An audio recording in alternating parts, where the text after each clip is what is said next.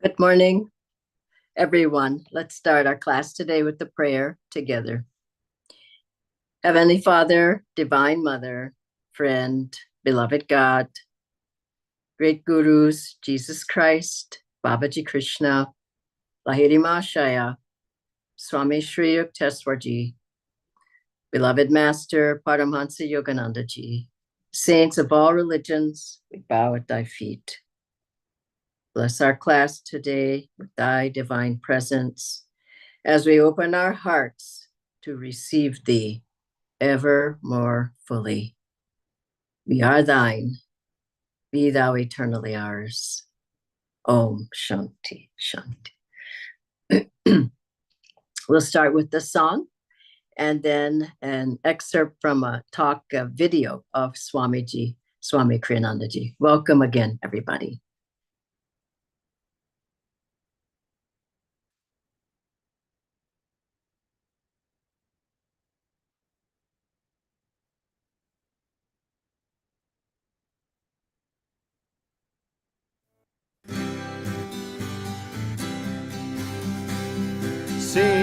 in the meadows and everywhere.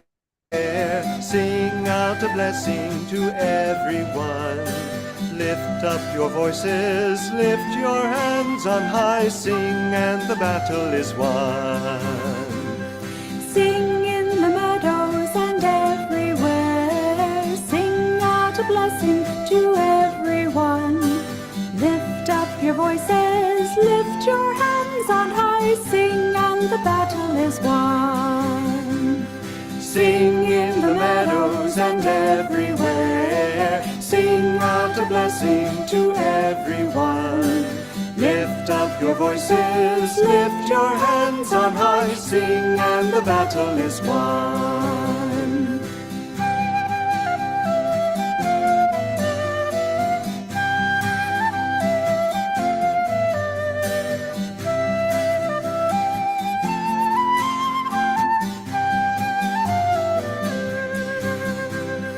Sing in the meadows and everywhere, sing out a blessing to everyone.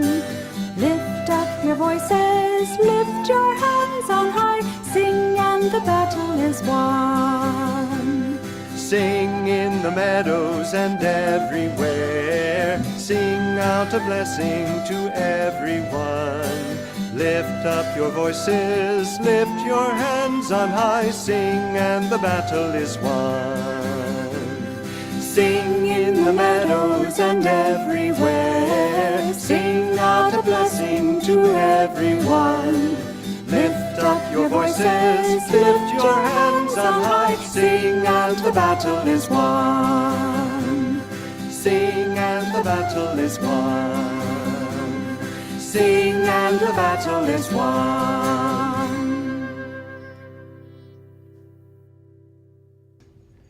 Music, I think, is perhaps the most important art, because more than any other art, in my opinion at least, it touches the heart. The more you can listen to music, this is what a book I read recently talked about the Chinese emperors, that they would tour the provinces and they didn't ask to see the books or talk to the officials and all that. What they asked was to listen to the music. If the music was wrong, they knew something else would be wrong in the city government. If the music was right, everything was right. And if it was wrong, they knew that they didn't have to correct this. They had to correct the music. Now, there's a lot of truth in that. It may be a myth, it may not be an actual fact. Doesn't matter. There are many truths that are not necessarily factual, but they illustrate principles that are eternal. When your music is right, your heart is right. That's what is so sad about today's music. It is so jagged, so frenetic. I look back over I always read people's consciousness through music. And as I look back through the history of popular music, because that says it more, so from let's say the 18th century with the minuet, which was graceful but very stylized, up through the waltz. You know, people used to think the waltz was really degenerate. Women touching men, unthinkable. In public, you know. So there was a lot of thought that this was debased music. Well, they hadn't seen nothing yet. And you came up into the 20th century, and people's arms, legs sort of flying everywhere, completely out of control. Then you got into the big band, ba-bam, ba-bam, so much ego. Everything in music has a message, it says something.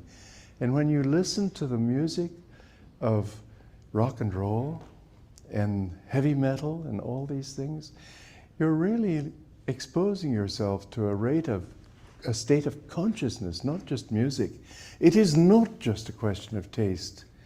It's a question of truth. And does your truth really resonate with restlessness and anguish and anger and violence? I don't believe it does, because you're a child of God as much as I am. God wants to express himself and enjoy himself through all. God wants you to come to him. And that means you need to listen to music that soothes your consciousness, that uplifts your consciousness. You need meditation. You may say, well, I can just see myself sitting there cross-eyed, doing nothing, thinking nothing. That's not what it's all about. When you lift your consciousness, there's so much sweetness. Welcome again, everybody. I'd like to start with a brief reading from the book Awaken to Superconsciousness. These are Swamiji's words. The Maharani of Kuch Bihar told me she'd once asked her family priest why he intoned his chant so loudly. Well, you see, Your Highness, he explained, God is far away. If I don't shout, how will he hear me? God isn't far away, of course. It is we who distance ourselves from him by the noise of our own minds, a noise people often carry with them into prayers and meditation. Loud chanting does have its place. It is good at the start of a meditation, not for the reason that priest gave, but to command attention from our own minds. This is such a wonderful and important topic today because music is a language, music is prayer, music is vibration, music is consciousness. Music can be uplifting, music can pull you down, music can be open your heart, music can be heavy, music can be sensual, music can be devotional. It depends on what kind of music you're listening to, what you're playing, what you are attuned to.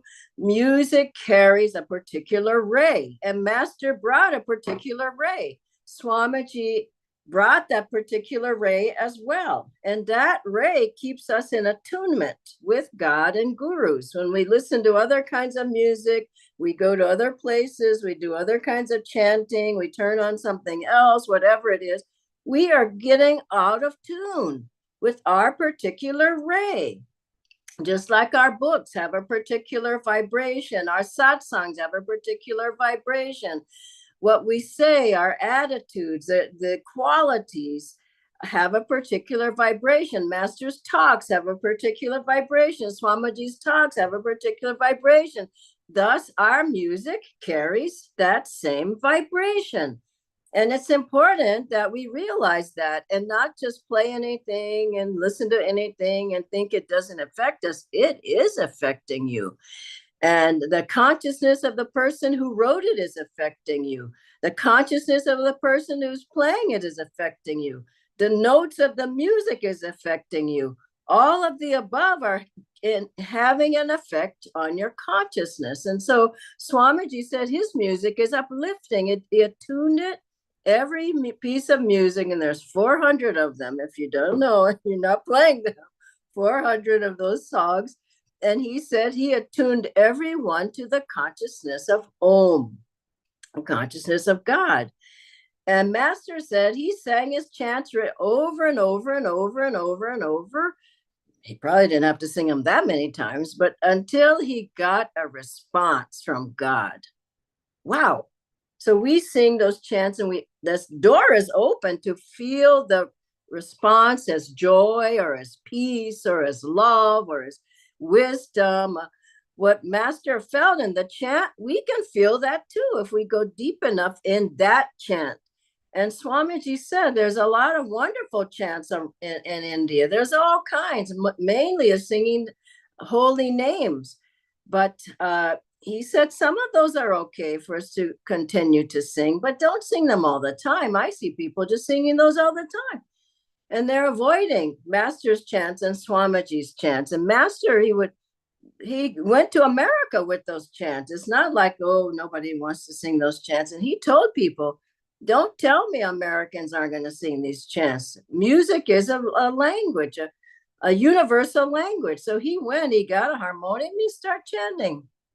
Americans loved it. They got up standing on their feet chanting, "Oh God, beautiful," with Master for an hour and a half.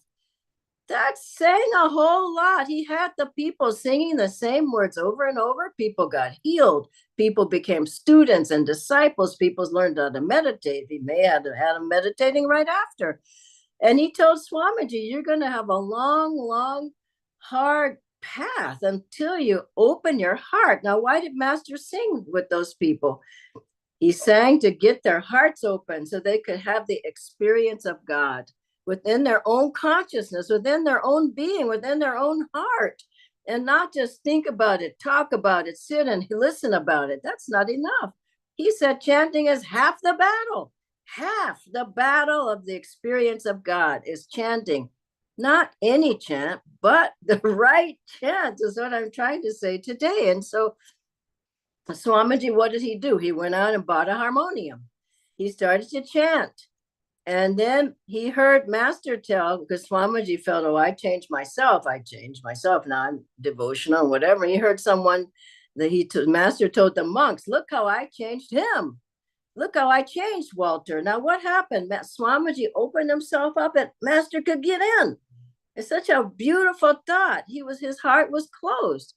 And so through the chanting, through bhakti, through devotion, Swamiji was able to attune better to his guru.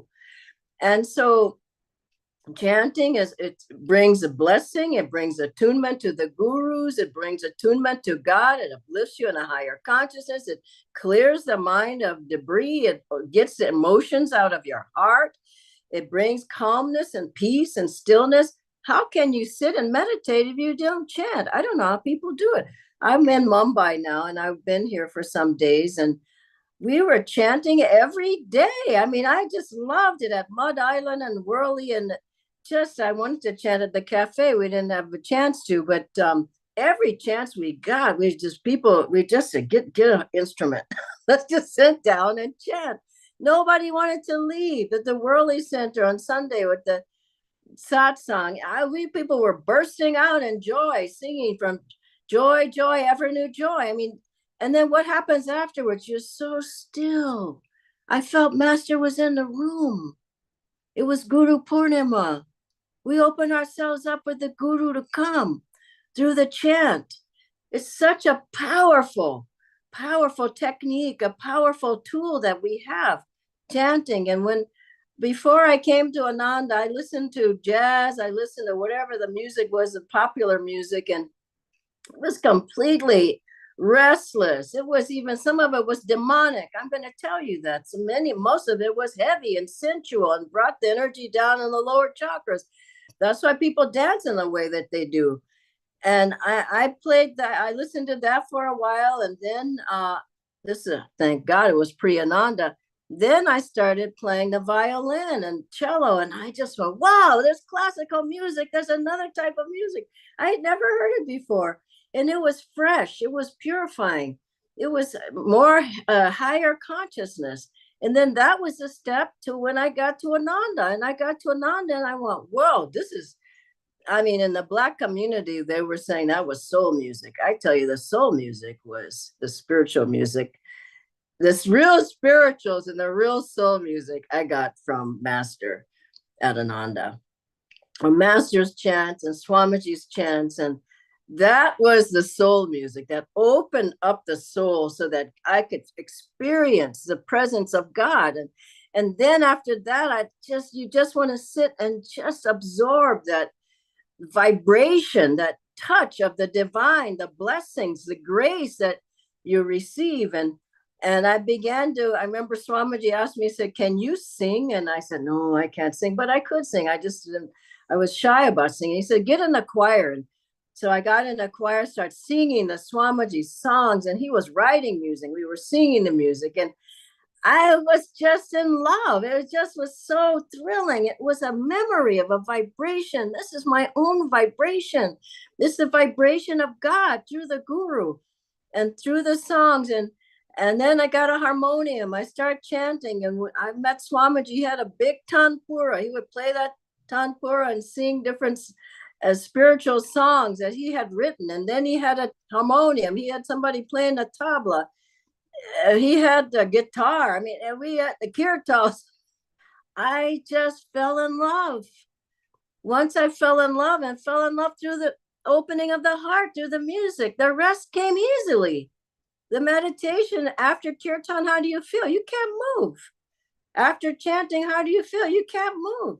And every satsang I ever went of Swamiji's, he started with the chant, then he brought up a choir or a small group to sing some or one of the songs. Why? To open people up.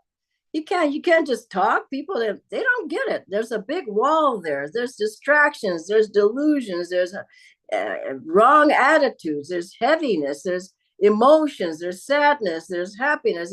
I remember this, there's not a whole lot of happiness, but there was one lady who came to Ananda village. We called her the sound lady because she had a big machine and she was healing people through the sound vibration that came out of that machine. And she, let me just check on the time. Yeah. Okay. So she had that machine and then she would, I guess it did heal some people. I didn't go to her. But what was interesting is by the end, the lady said, because she had heard Ananda music, by the end, she said, why don't you just listen to your own music?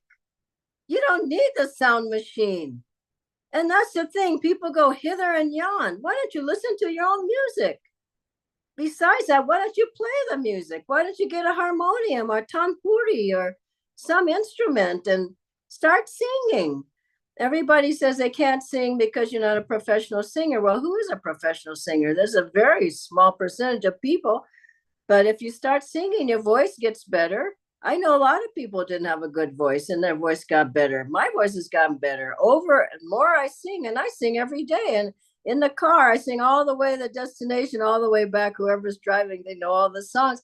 And then Master even, he played the harmonium. He played the esraj. He played surely tanpura, surely. And he had a gong, and I have an esraj. I play that. I play the tanpura. I play the harmonium. I play the kirtans. I play the gong. You need music. You need the sound to break up the stress and the tensions and the delusions and the worries and the fears. And if you think you're going to meditate deeply without it, I would rethink it.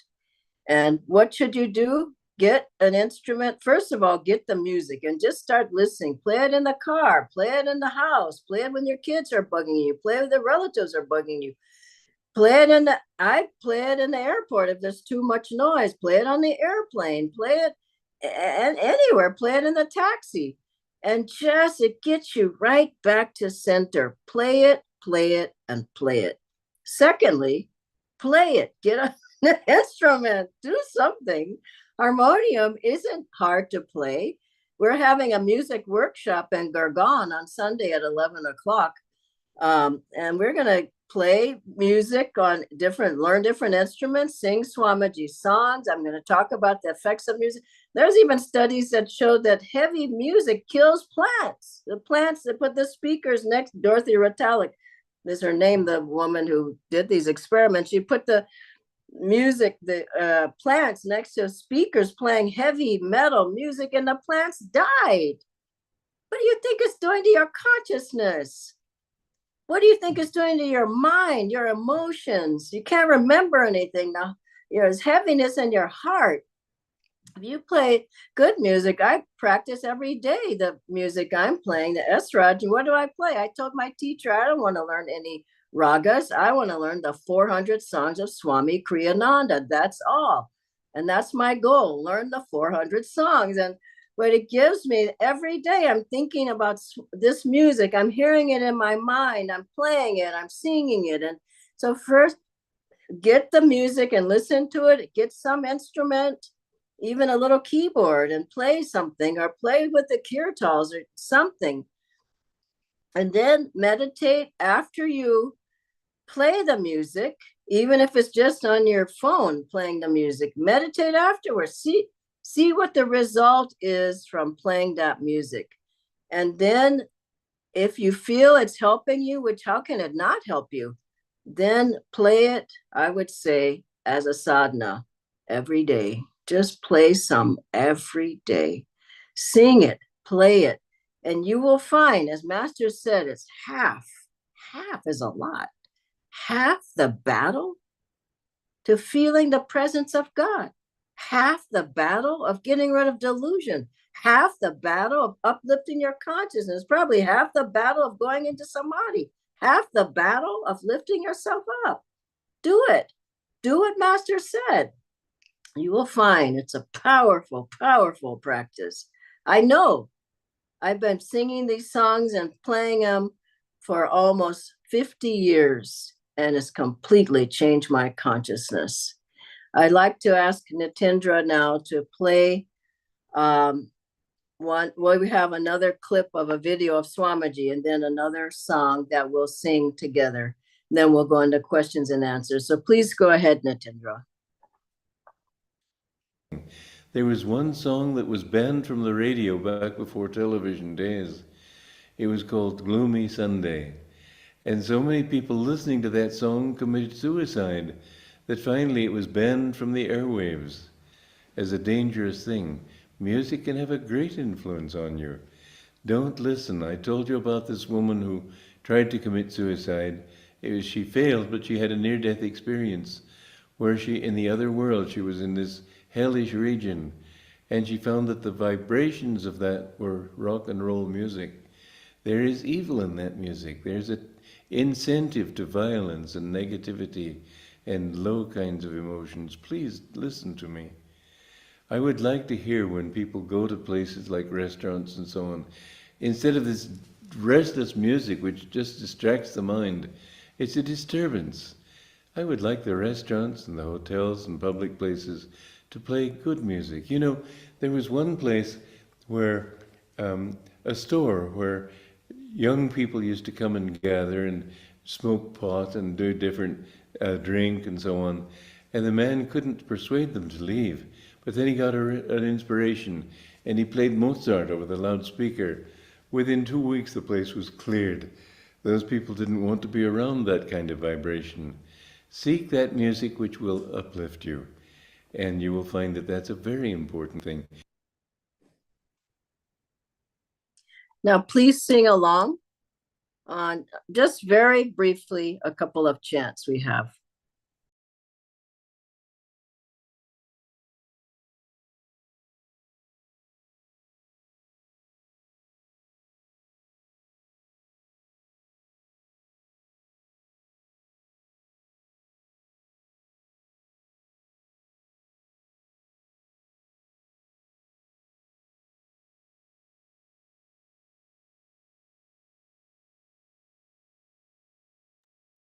Will we be able to do the chants, Nitendra?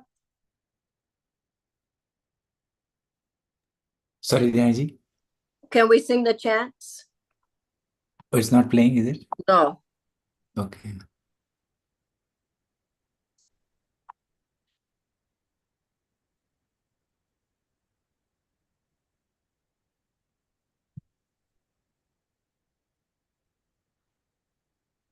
If not, let's go to the questions and answers.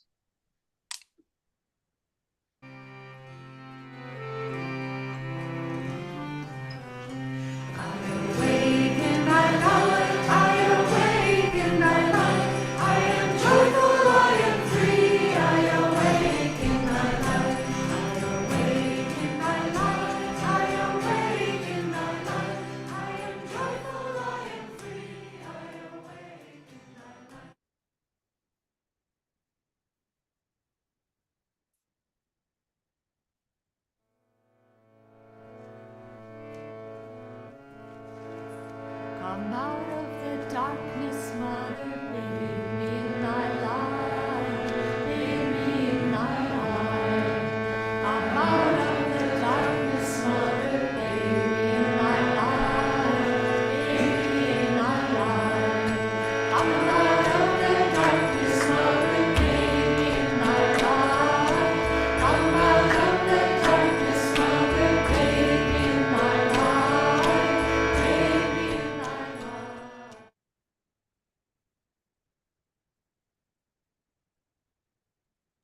That gives you a sample of a couple of chants, and now we'll go into the questions.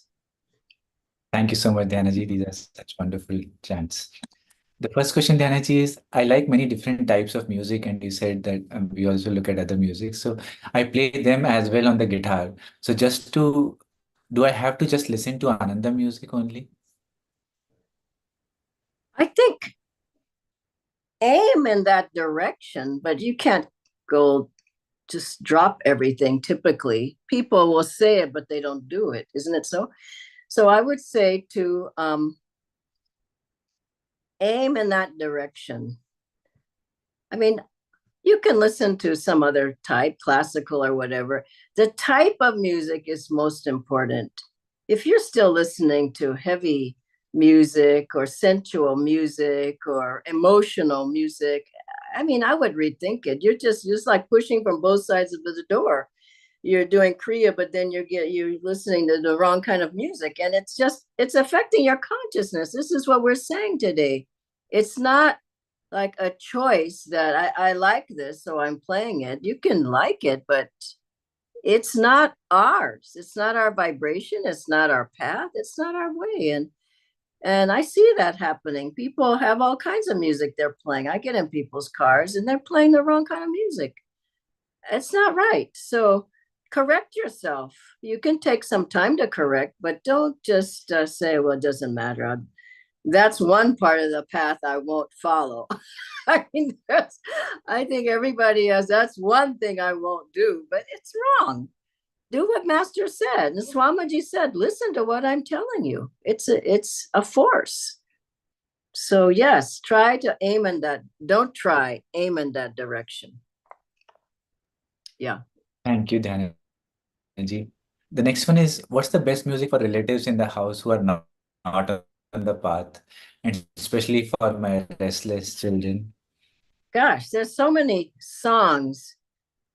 I would play some of Swamiji's songs that are of the heart. There's so many wonderful ones that aren't specifically God, like Have You Seen Sorrento, Emerald Isle, Good Night, Sweetheart, The Hill That Was Tara,